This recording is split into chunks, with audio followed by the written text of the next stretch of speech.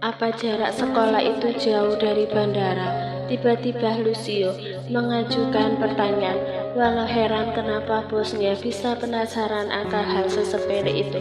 Tetapi Diego tetap menyahut, bagaimana mestinya sekitar 3 sampai 40 menit Tuan.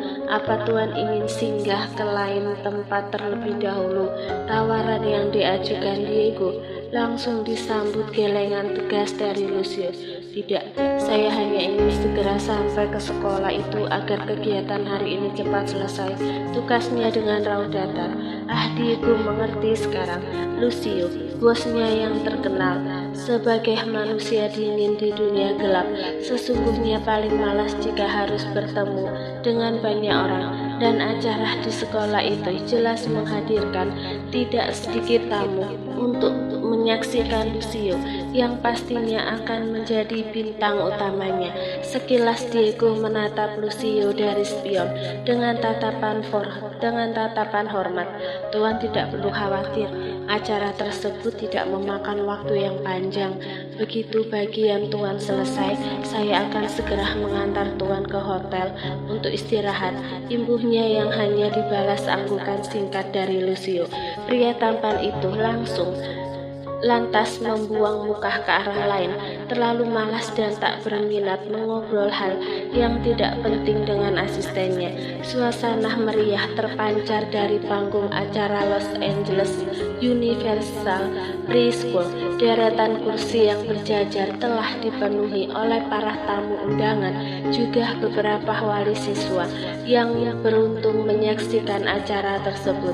Tak lupa seluruh siswa Los Angeles Universal Preschool pun turut memenuhi halaman sekolah yang kursi panjang juga panggung utama sebagai senter dari acara ini. Di depan sana, seorang MC bersama salah satu guru berdiri untuk memberikan sambutan kepada setiap tamu yang berkenan hadir. Hingga tak terasa kemeriahan telah sampai di pertengahan acara. Lebih tepatnya inti daripada inti kegiatan ini dilaksanakan, yakni penyerahan trofi juga kalung medali bagi murid-murid berprestasi. Hadirin yang terhormat, inilah siswa-siswi berprestasi dari Los Angeles Universal Preschool. Kita sambut Emily, Johnson, dan Aaron. Suara MC disambut tepuk tangan meriah dari seluruh tamu yang datang juga menyaksikan acara ini. Belum lagi ketika dua siswa hebat itu kini berdiri di atas panggung mewakili teman-temannya. Emily Johnson, peraih ranking 2 paralel di Los Angeles Universal Preschool, ucap MC bersamaan dengan salah seorang guru yang tengah mengalungkan medali perak, juga memberikan trofi berukuran kecil pada bocah perempuan itu. Kemudian atensi MC pun beralih haluan pada siswa berprestasi yang tak ragu menebar senyum ramah pada semua orang. Aaron, peraih ranking 1 paralel di Los Angeles Universal Preschool, sekaligus wakil lomba debat internasional, berikan tepuk tangan yang meriah. Seorang guru pun segera mengalungkan medali emas pada Aaron yang begitu sopan juga tak ragu mengucapkan terima kasih.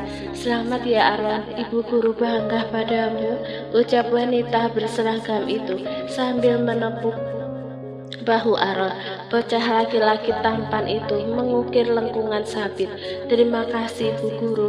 Aaron tidak akan berdiri di sini jika bukan karena jasa para guru. Aduh, kamu pintar sekali memujinya, seloroh Bu Guru tadi sambil terkekeh ringan, bersamaan dengan tepuk tangan meriah untuk ketiga kalinya dari para tamu. Lucio juga Diego datang ke area halaman sekolah. Sepertinya kita hampir terlambat Tuan, ucap Diego yang langsung memberi jalan untuk Lucio agar bisa bersiap di samping panggung. Hal ini dikarenakan Lucio sebagai donatur terbesar di Los Angeles Universal Preschool akan turut memberikan hadiah bagi siswa-siswi berprestasi di sini. Tak berselang lama, MC pun mengumumkan hadirnya Lucio sebagai tamu istimewa di acara tersebut. Dan sebagai penutup manis dari semua agenda di pagi hari ini, kita kehadiran sosok spesial yang akan memberikan penghargaan istimewa bagi dua siswa berprestasi kita. Ini dia Tuan Lucio, seorang MC yang disambut tepuk tangan meriah.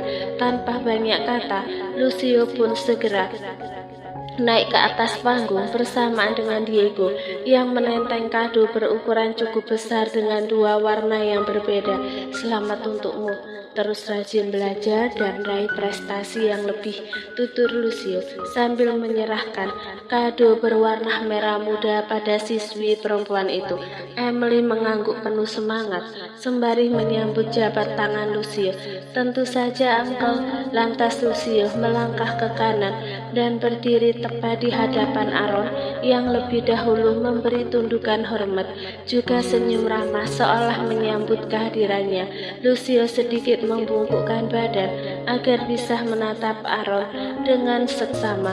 Dan untukmu, pertahankan apa yang kamu raih hari ini. Jangan sia-siakan perjuangan yang sudah kamu lakukan di hari kemarin. Are you promise? Tanpa keraguan, Aaron menganggukkan kepala dengan senyum hangat. I'm promise, Uncle. Good boy. Puji Lucio seraya menyerahkan hadiah untuk Aaron dengan seulas simetri sabit. Aaron menerimanya dengan raut bahagia. Thank you so much, Uncle. You are welcome, saut Lucio sambil mengelus rambut Aaron layaknya anak sendiri. Dan ketika Lucio hendak menegakkan tubuhnya kembali, tiba-tiba saja Lucio salah fokus pada tatapan Aaron yang selalu riang. Bukan, lebih tepatnya pada bola mata Aaron yang membuat jantung Lucio mendadak bak berhenti berdetak sebab teringat akan sesuatu. Bola mata itu mengapa sangat mirip dengan milik Angela, batin Lucio. Spontan atensi Noah yang semula tertuju pada layar laptopnya kini beralih haluan ke arah alarm yang berdering di ponselnya. Noah menghela nafas panjang. Untung saja aku tidak lupa memasang alarm. Bisa bahaya kalau sampai aku tidak ingat menjemput Aaron yang pulang lebih awal hari ini. Ya, sebelum benar-benar tenggelam dalam mengerjakan tugas kantornya, Noah sengaja mengatur alarm di 15 menit sebelum jam kepulangan Aaron, putra pujaan hatinya. Bukan karena mudah lupa, tetapi Noah hanya mengantisipasi saja jikalau dirinya terlalu asik bekerja sampai lupa ada mandat yang harus dilakukan. Noah segera bersiap menyimpan berkas yang telah digarap sebelumnya, lalu mematikan laptopnya agar tak ada yang mengotak-atik isinya. Barulah kemudian Noah mengambil kunci mobilnya yang ia taruh di laci. Tak lupa Noah juga menyambar ponselnya sebagai akses komunikasi terkini. Saatnya berangkat, gumam Noah yang sudah bangkit berdiri dari kursinya. Dan ketika Noah hendak melangkah lebih jauh lagi, secara tiba-tiba dering ponsel menginterupsi niatnya. Siapa ya? Noah langsung menatap layar ponsel untuk mengetahui siapa gerangan yang menelpon. Mungkin Kak Angela. Bisa saja dia juga ingin mengingatkan Noah untuk menjemput Aaron, bukan? Namun semua dugaan Noah nyatanya meleset sempurna. Bukan Angela yang menghubunginya, melainkan sosok yang begitu ia kenal dengan sangat baik. Papa? Kening Noah mengerut heran. Setelah sekian lama, baru kali ini sang ayah menelponnya. Apalagi di situasi yang sangat mendadak. Meski merasa aneh, Noah tetap menerima panggilan tersebut dan langsung menempelkan ponselnya ke telinga. Halo Pak, ada apa? Tanya Noah dengan nada sesopan mungkin. Balasan yang terburu-buru pun terdengar. Jangan banyak tanya, cepat kembali ke New York City. Opa Jackie sakit parah. Sontak saja bola mata Noah melebar sempurna. Apa? Bagaimana bisa? Sudah aku bilang, jangan banyak tanya. Papa tunggu kehadiranmu di sini. panggilan diputus sepihak oleh Darius, entah karena keadaan memang sedang tidak baik atau Noah yang memang merasa sang ayah tengah kalut. Sejujurnya, Noah kini bimbang. Di satu sisi dia harus menjemput Noah karena terlanjur berjanji pada Angela. Akan tetapi di lain pihak ada sang kakek yang juga butuh atensi lebih. Penyakit parah tidak bisa sembuh begitu saja. Noah khawatir dirinya akan merasakan kehilangan yang selama ini menjadi ketakutannya. Noah menyuka rambutnya frustasi. Aduh, bagaimana ini? Apa yang harus aku lakukan? Meski sudah berusaha mencari solusi, tetapi tak ada satupun yang bisa Noah terapkan sebagai jalan tengahnya. Hingga pada akhirnya Noah teringat akan Angela. Dia lantas menghubungi sang pujaan hati untuk membeberkan segala informasi yang ia baru saja terima. Noah, what happened? Satu pertanyaan ini dilontarkan Angela begitu mungkin mengetahui Noah yang tiba-tiba menelponnya, atau mungkin Angela sudah punya firasat tidak enak. Entahlah. Noah menghela nafas panjang. Maaf jika aku mengganggu waktumu, tapi aku benar-benar butuh pendapat darimu. Pendapat? Pendapat tentang apa? Angela terdengar bingung. Sebelah tangan Noah memicit pelipisnya yang mendadak pening. Aku baru saja mendapat kabar buruk dari Papa. Katanya Opa Jackie dilarikan ke rumah sakit karena keadaannya semakin parah. Papa memintaku kembali ke New York segera, tapi kamu tahu sendiri kalau aku sudah terlanjur janji padamu untuk menjemput Aaron. Pergilah Noah, Opa Jackie lebih membutuhkanmu. Opa Jackie lebih membutuhkanmu sekarang, potong Angela yang langsung bisa mengerti situasi pelik ini. Are you sure? Kamu tidak marah padaku? Noah tampak tak percaya kalau Angela akan semudah itu memberinya izin. Di seberang sana, Angela menggeleng pelan. Untuk apa aku marah, Noah? Lagi pula ini bukan salahmu. Setidaknya kamu sudah memberi kabar padaku, jadi aku bisa tahu alasanmu. Bagaimana dengan Aaron?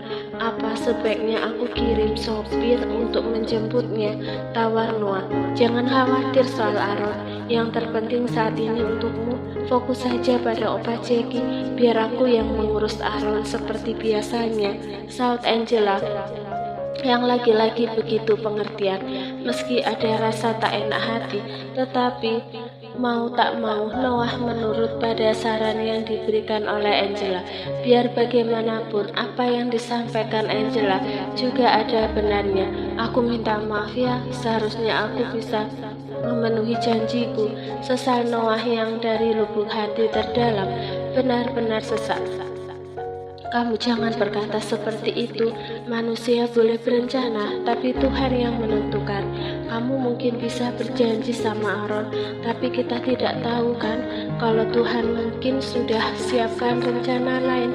Tidak apa, Aaron pasti juga akan mengerti, saut Angela lemah lembut. Noah tersenyum lega. Ada rasa syukur yang terbendung sebab memiliki wanita dengan hati yang sangat-sangat pengertian seperti Angela. Tak salah dia mendekati Angela selama ini. Perjuangannya yang bisa dikatakan tidak mudah pun tak sia-sia.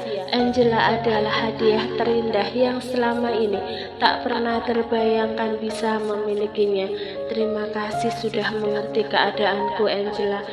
I'm lucky to having you, ucap Noah sambil mengukir sebuah senyuman. You're welcome. Sudah cepat, akhiri teleponnya dan pergilah ke New York. Aku tahu papamu sudah menunggu, balas Angela yang langsung diangkuki oleh Noah.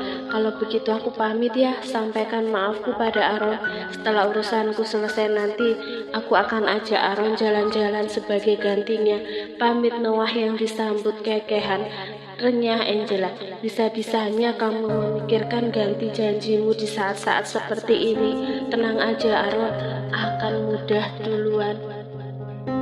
Aaron akan mudah kalau denganmu, saut Angela. Noah ikut tertawa. Iya juga, sampai jumpa nanti.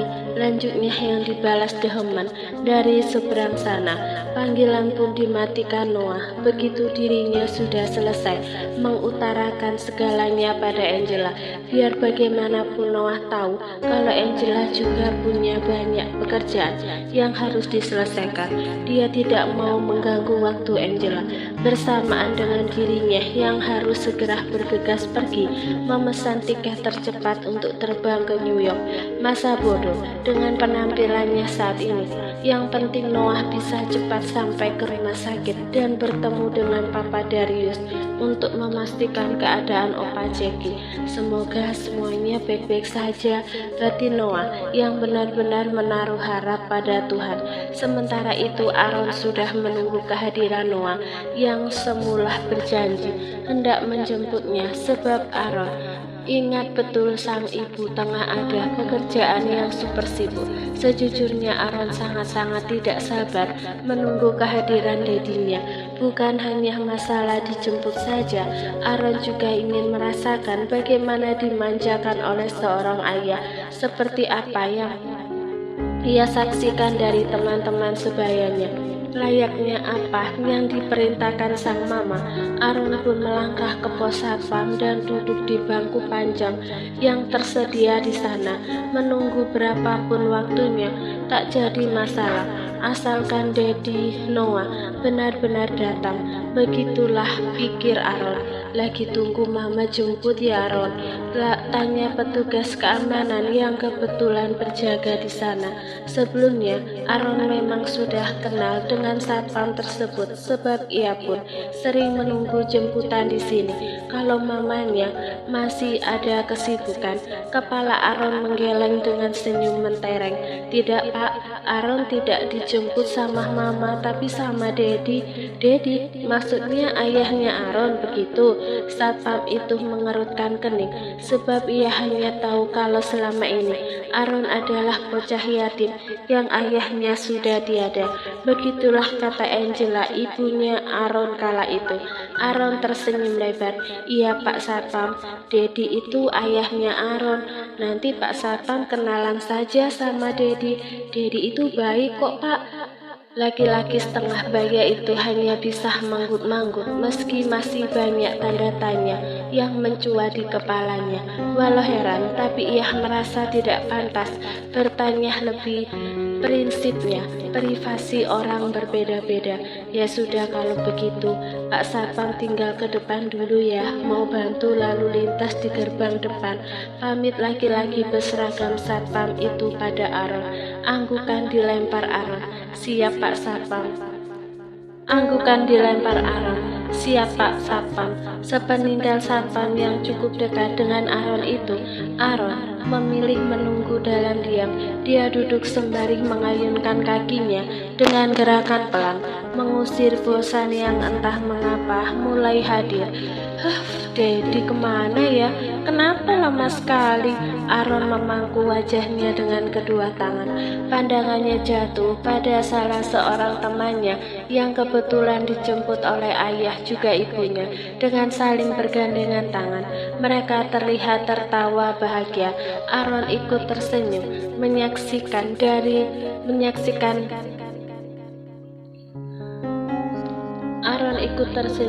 menyaksikan pemandangan menyejukkan hati itu. Dari lubuk hati yang terdalam, Aaron pun bisa merasakan betapa enaknya menjadi temannya, bisa hidup bersama dengan kedua orang tua yang utuh. Kapan ya Daddy sama Mama akan bersama-sama menjemput Aaron ke sekolah? Pasti seru, gumam Aaron sambil membayangkan terlebih dahulu tenggelam dalam harapan indahnya. Aaron sampai tak sadar kalau segerombol siswa laki-laki yang sepantaran dengannya datang menghampiri.